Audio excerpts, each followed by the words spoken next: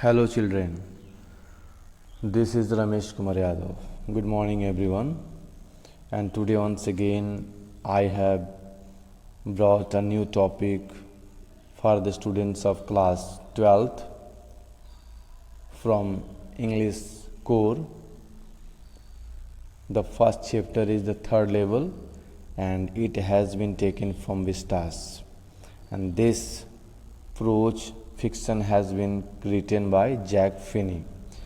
So dear children, I hope you will be enjoying my videos that is being uploaded by me in my channel. And I explain my topic with bilingual process. So I hope most of the students will understand properly whichever language they feel better. So without delay time, we should start the third level. One thing I want to say you dear children, just see. You can see third, just a minute. The third level, ठीक है? हम आज third level की बात करेंगे. Third level आखिर है क्या? देखो बच्चों, ये एक बहुत ही इमेजिनेशन से भरी हुई कहानी है. साइंस फिक्शनल आप कह सकते हो. इस कहानी में जो है थर्ड लेवल में एक्चुअली कोई भी ऐसी चीज़ जो कल्पना से परे होती है, जो वास्तव में जिसके एग्जिस्टेंस नहीं होता है, लेकिन ऐसा लोग अनुभव करते हैं कि है, उसी की बात इसमें कही गई है. इस कहानी में आपको कभी प्रेजेंट में आपको लाया जाएगा, कभी पास्ट में लाया जाएगा. Overall Jack Finney has tried to compare the situation between past and present. ठीक है, ये चीज़ आपको इसमें देखने को मिलेगी.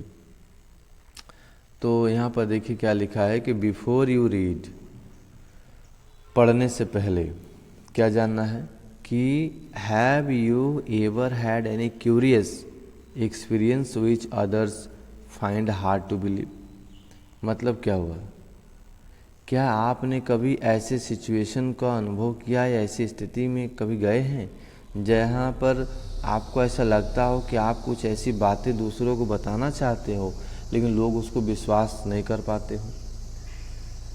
ऐसा अनुभव, कुछ ऐसा अनुभव. जैसे मान लीजिए एग्जाम्पल तौर पर अगर आपको बताएं, एक्चुअल में कुछ ऐसी चीज़ें होती तो हैं लेकिन दिखाई नहीं देती. जैसे मान लीजिए एयर, हवा हमारे आसपास है, but how do we feel, हम अनुभव कैसे करते हैं?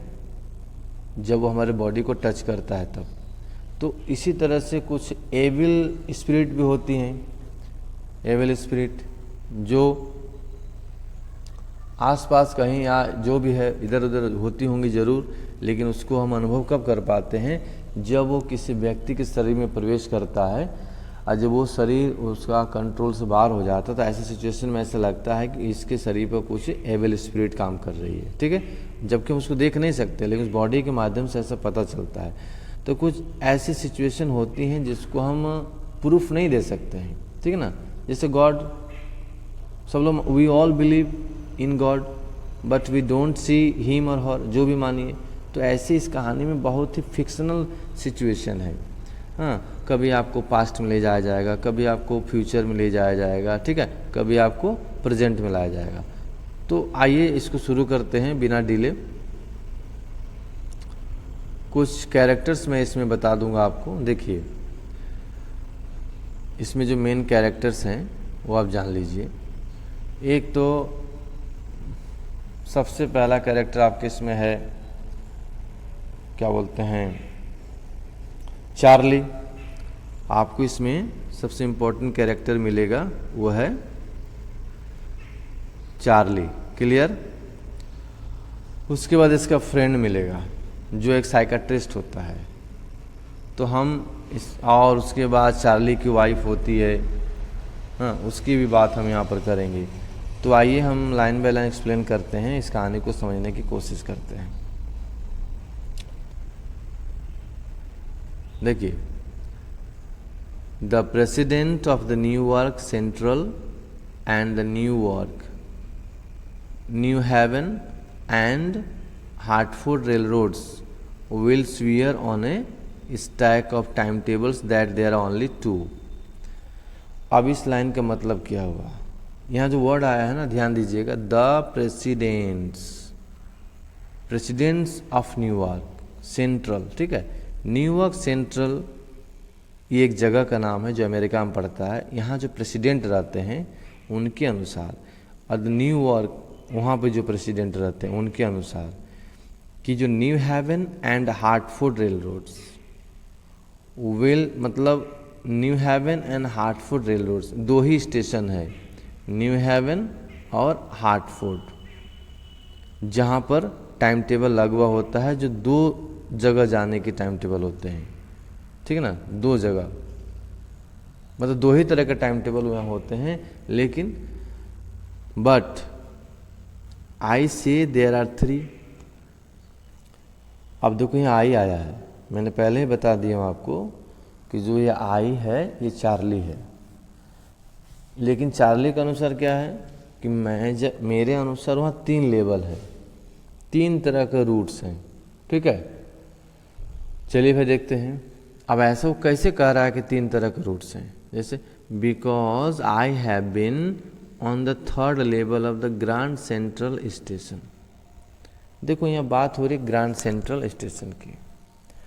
वो कह रहा है कि इस स्टेशन पर 3 लेवल मैंने अनुभव किए हैं। अब वो कैसे बता रहा है, जैसे लिख रहा है yes I have taken the obvious steps. अब बात को समझना बच्चों, वो कह रहा है जो 3रा लेवल है यहाँ पर, वहाँ पर मैं अपने कदमों से चलकर इसको अनुभव किया है। Obvious step. I talked to a psychiatrist friend of mine. फिर यहाँ पर आगे चार्ली कह रहा है कि मैं अपने एक दोस्त जो कि एक साइकाट्रिस्ट है उससे मैंने अपनी ये बातें कही। देखिए ध्यान से समझिएगा इस चीज़ को, हम आगे बढ़ते हैं। अब कहीं कोई प्रॉब्लम हो तो आप कमेंट बॉक्स में लिख सकते हो without hesitation, okay. Among others, मतलब यहाँ पर चार्ली कह रहा है कि मैं अपना एक्सपीरियंस ना ही सिर्फ अपने दोस्त साइकाट्रिस्ट से कहा बल्कि दूसरे लोगों से मैंने ये चीज़ बताई। क्या बताई कि ग्रैंड सेंट्रल स्टेशन पर 3rd लेवल होते हैं। I told him about the 3rd level at Grand Central station and he said it was a waking dream with fulfilment. देखो फिर यहाँ पर ये चीज़ आ गई कि चार्ली की बातों को कोई मान नहीं रहा था, खासकर उसका फ्रेंड जो था। जब उसने अपने इस अनुभव को उससे साझा किया तो उसका फ्रेंड नहीं मान रहा था। तो फिर वो क्या कह रहा था, वो कह रहा था कि it was a waking dream with fulfilment. मतलब ये हुआ कि तुम दिन में ही सपने देख रहे हो कि तुम्हारी कुछ ऐसी इच्छाएं हैं कि जो शायद पूरी नहीं हो सकती हैं। इसको अगर हम सही भाषा में आपको बताऊं तो हवाई किले बनाना, मतलब एक काल्पनिक चीज़ों के बारे में सोचना, that is real not existing. He said I was unhappy. अब जैसे ही उसने कहा कि ऐसा कुछ होता नहीं है, तुम जो है गलत हो, तो फिर देखो यहाँ पर कह रहा आई वॉज अनहैप्पी, मतलब चार्ली कह रहा कि मैं बहुत दुखी हो गया। And that made my wife kind of mad. फिर मैं ही नहीं दुखी हुआ, यहाँ तक कि जब मेरी पत्नी को इस बात का पता चला वो भी नाराज़ हो गई, ठीक है ना, क्योंकि उसका जो फ्रेंड था साइकाट्रिस्ट वो बता दिया था। But he explained that he meant the modern world is full of insecurity, fear, war, worry and all the rest of it and that I just want to escape। अब देखो फिर यहाँ पर जो उसका फ्रेंड साइकेट्रिस्ट था वो Charlie को समझा रहा है कि देखो वास्तव में ऐसा कुछ है नहीं, 3rd लेवल नाम की कोई चीज़ आपको ग्रैंड सेंट्रल स्टेशन पर देखने को नहीं मिलेगी। हाँ, तुम ऐसा इसलिए सोच रहे हो क्योंकि ये जो वर्तमान परिवेश है ये किस चीज़ से भरा हुआ है। ये कह रहा है फुल ऑफ इनसिक्योरिटी कि आज जो है चारों तरफ असुरक्षा का माहौल है, लोगों के अंदर भय बना हुआ है, चारों तरफ वार हो रहे हैं, चिंता शोक से लोग व्याकुल हैं। तो इन चीज़ों से तुम बचना चाहते हो, इसलिए तुम एक कोरी काल्पनिक चीज़ें सोच रहे हो। ठीक है, ऐसा साइकेट्रिस्ट का कहना था। और आगे चलते हैं बच्चों।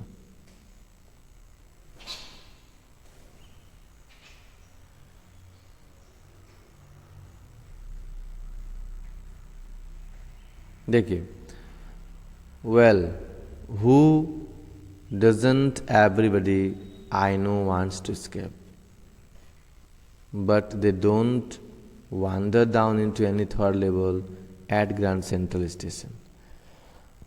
देखिए यहाँ पर भी Charlie is not ready to accept the excuse given by psychiatrist. Okay, he is insisting that whatever he is saying is correct. वो कह रहा है कि ठीक है, मान लेते हैं. हु डजंट, मतलब कौन नहीं चाहता कि तमाम दुखों से परेशानियों से वो बचा रहे, लेकिन मेरी तरह हर कोई थर्ड लेवल पर अपने पैरों से चलकर नहीं गया होगा ग्रैंड सेंट्रल स्टेशन पर, जैसा कि मैंने अनुभव किया है.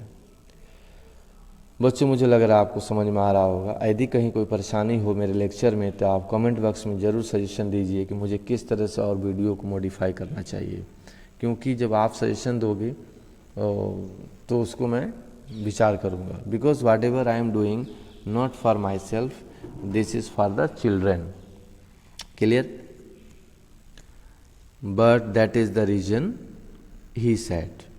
फिर यहाँ पर चार्ली कह रहा है कि उसके दोस्त ने जो कहा कि यही वजह है कि तुम इन चीज़ों से बचना चाहते हो. And my friends all agreed. सारे लोग मेरी इन बात से सहमत नहीं हो रहे थे. सब लोग जो है साइकेट्रिस्ट के बात से सहमत हो रहे थे कि हाँ तुम जो है इन चीज़ों से बचना चाहते हो. किन चीज़ से बचना चाहते हो? Insecurity, fear, war, worry and all the rest of it. ठीक है,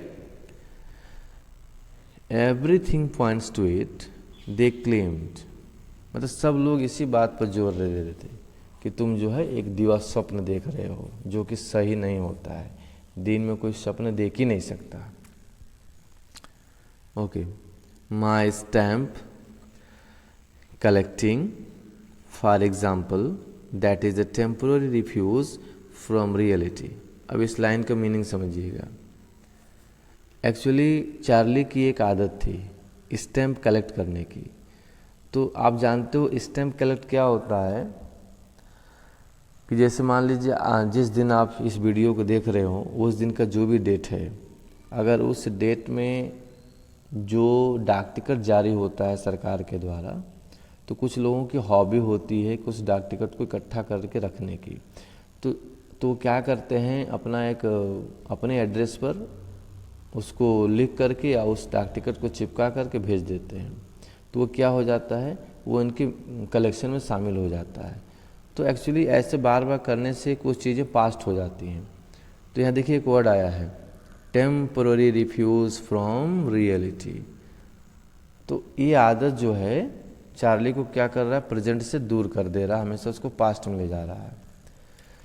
ऐसा इनके दोस्तों का कहना है. ठीक है, अगर इसके बाद भी ना समझ में आए बच्चों तो आप ज़रूर कमेंट कीजिएगा.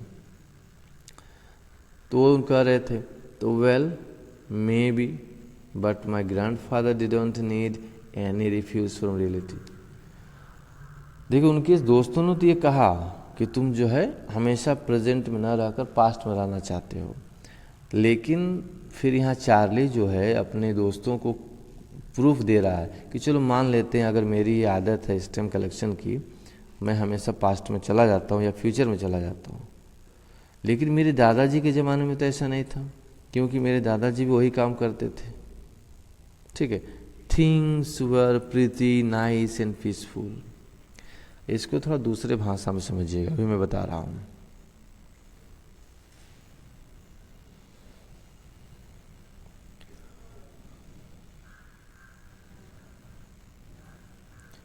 इन हीज डे, यहाँ पर चार्ली कह रहा है कि मेरे दादाजी के ज़माने में चारों तरफ सुख और शांति का माहौल रहा करता था. कहीं कोई न इनसिक्योरिटी, न वार, न फियर, कुछ नहीं.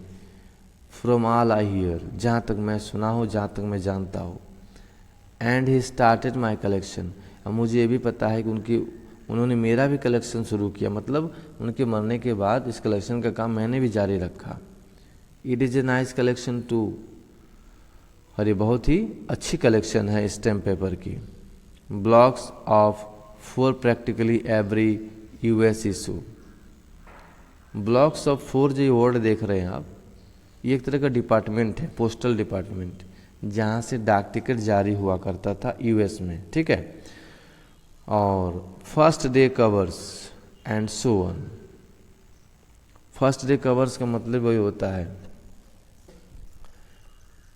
कि पहली बार जब कोई डाक टिकट जारी होता है तो उसको जो व्यक्ति अपने पते पर भेजता है उसी को बोला जाता है first day cover. President Roosevelt collected stamps too, शायद आपको ये पता नहीं